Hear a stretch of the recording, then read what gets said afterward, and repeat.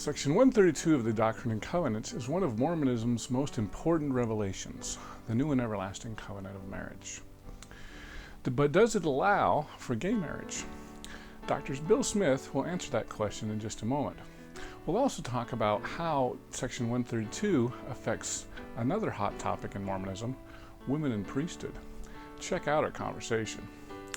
Before you do that, I just want to mention a couple of other things. Number one, I really appreciate all the comments we're getting on YouTube.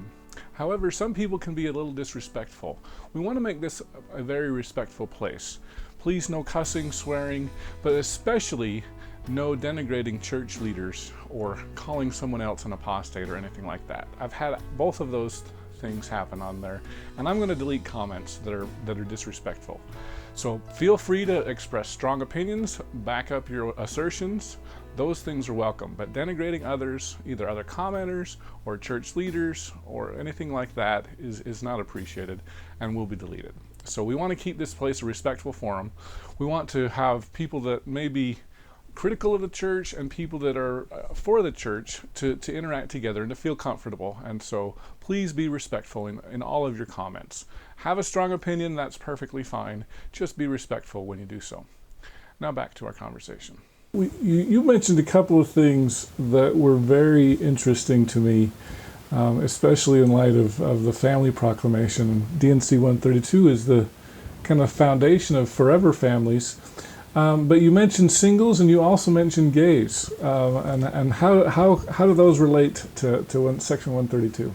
Well, I think that Section 132 is, by evidence, at least by internal evidence, it's very much in the vein of thinking of sex as being in terms of heterosexual sex. Of course, not necessarily one man, one woman sex, but one man, maybe multiple women.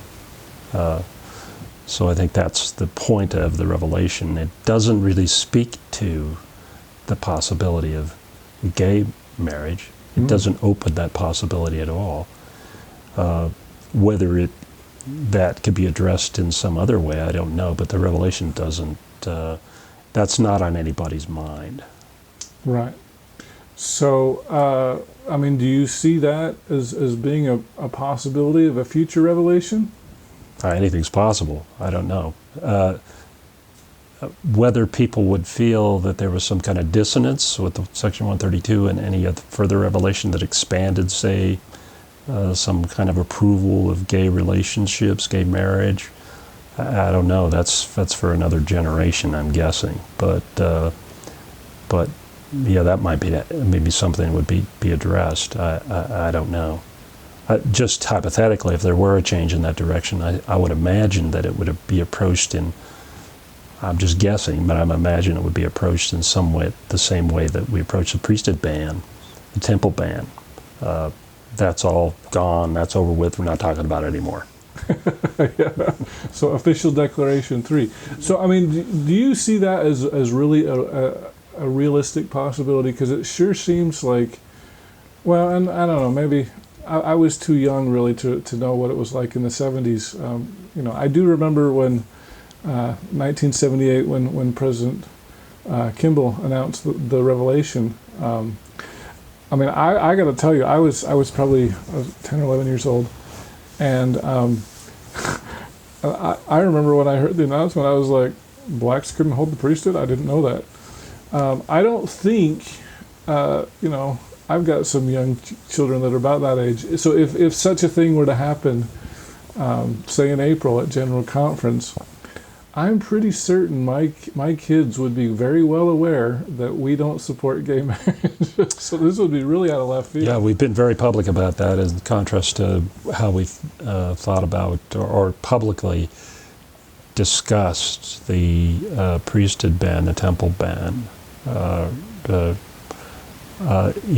Especially in the 1960s, 1970s, it didn't appear at all, really, I don't think, in general meetings. It just wasn't a topic of discussion. I could be corrected on that, but I don't think so. Yeah, yeah.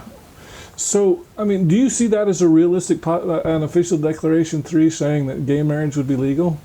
Or not legal, not against our principles? Or I don't know.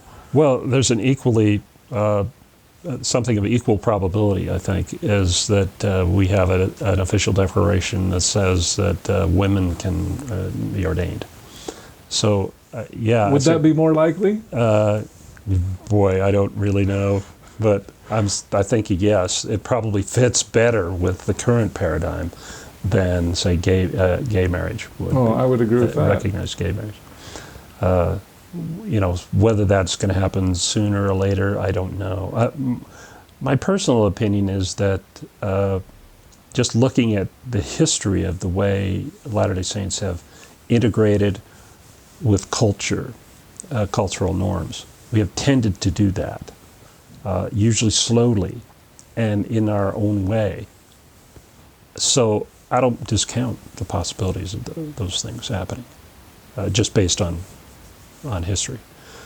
How it might happen or how it might be realized, I have no idea. So do you see, because we kind of started talking about with 132, do you see 132 being compatible with, say, female ordination? Yeah, the polygamy parts seem to partake of the typical sort of patriarchal kinds of views of the 19th century, the 18th century, and back. So in terms of incompatibilities, that's where that would lie. But in terms of ordination practices, those kinds of things, I don't see an incompatibility there. Structure, I mean, it would be easy to enfold women into priesthood structures if that was to take place. I don't see a problem there, and I don't think it would be possible to stop that, because you had the same kinds of issues with blacks in the priesthood when the 78 change was announced. They were very clear that this meant that there weren't any restrictions on their participation in any way. I mean, you could make black bishops, you could make black stake presidents, general authorities, you could make, you can send anybody to the temple. No bar on that now. And I'm guessing that the same thing would happen if, say, women were to receive ordination, that there would be no restriction. I don't think you could legitimately say, okay, women can do priesthood ordinances on women now, but not men, or vice versa. So, yeah, it would be a kind of universal priesthood, sort of a biblical kind of priesthood, really of all believers sort of idea. That's how I think it would have to unfold. But of course, I could be wrong. Oh yeah, well certainly. We kind of have the community of Christ as a little bit of a model. Right. Would you, if there were an official Declaration 3, would you see us kind of following a similar model? Because I'm guessing that it would be full participation. Yeah, it would be. It would take us time, I think, because we've seen that it takes time, for example, for other cultures to make their way into high leadership positions in the church, in the LDS Church. We don't have any black apostles. We don't have any. We have had a few black general authorities, but none in the top levels, and so that I'm guessing that sort of thing might take time, but. Man, it's really a speculative operation. I don't know. Well, and I know the community of Christ, it seems like they've integrated. They have a black apostle. I know that 1/3 of the first presidency is female. And right. I believe 1/3 of the apostles are as well, female. But, and they, in 1984 was when they allowed women to hold the priesthood. In 1978, we still don't have a black apostle in the LDS Church. Yeah, I think what happened with Community of Christ is really illustrative of some of the fears that exist about schism, because there were these restoration branches that sort of said we're going our own way, we're not going to be part of these changes. the change from a DNA descendant of Joseph Smith being the president of their church, that was a big change for a lot of people. Mm-hmm. Hard to unfold in their conception of what they were. And I think women priesthood, gay marriage kinds of things might be somewhat similar in the LDS Church, because we've argued very strongly about gay marriage. We've put these policies in place about gay marriage, that the children of gay married people can't be baptized. Those kinds of things. So we've set some rigid boundaries there, and decloaking kind of gay marriage approval thing would be a significant thing. I don't know where that would go or what people would think about it. I can imagine internal discussions about it, but how I suspect it would be, they'd go something like this, something like the internal discussions about blacks in the priesthood in, say, 1907. Well, yeah, I mean, one of the interesting things, as I said, especially since you mentioned, we're still in February, it's still Black History Month, is I know there's been a lot more than I realized, black people that were ordained accidentally. There was a funny story. I was at the Mormon History Association a couple of years ago, and I don't remember where it was, and they talked about a black man, I want to say in Panama or somewhere Central America, and he said he wanted to get ordained. Or he's like, why haven't I been ordained? And they said, well, you're black. And he went home and talked to his mom, and she said, you're not black. And he said, so he went back to the bishop and he said, my mom said I'm not black. And they said, okay, well, we'll ordain you. And I just was like, really? That's like a real true story?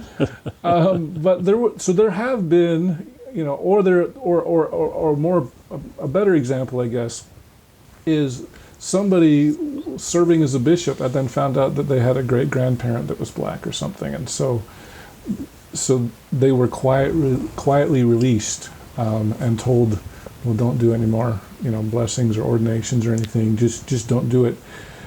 As we look at with the gays, there's lots of people, and we've openly ordained people as long as they live the law of chastity as we currently believe. And so there's a lot of gay men, I guess not women, but a lot of gay men that have been ordained to the priesthood. And so there's a lot of similarities I actually see with these blacks that were actually ordained accidentally, quote unquote accidentally. So I just see this as such a big problem. I don't know how you get around that. Do you have any thoughts on that? I don't know whether our liturgy speaks very clearly to something like that. There are historical incidents of things like you say, people sort of have in sort of violation of policy of the time things have happened, but I don't know if our ritual liturgy speaks to those kinds of questions very clearly. I hope you enjoyed our conversation with Dr. Bill Smith. In our next conversation, Dr. Smith will talk a little bit about how editing of Revelations was routinely done not just by Joseph Smith, but by other church leaders as well. I mean, they just didn't take them as they were. They changed and corrected all, and not just Joseph Smith, but other people who worked in the committee, changed things, made them more apparent, slid the theology maybe a little bit this way or that way. There was very little punctuation, say, when the revelations were dictated. You had to insert that kind of thing. That can induce meanings on things, whether they're intended or not. Thank you so much for listening. Make sure that you like our page on facebook.com/gospeltangents. You can subscribe at youtube.com/gospeltangents. We're also on Twitter @gospeltangents, as well as make sure that you subscribe on iTunes so you don't miss any of our episodes. Thanks again for listening. Click here to subscribe, here for a transcript, and over here you'll see some more of our videos. Thanks again.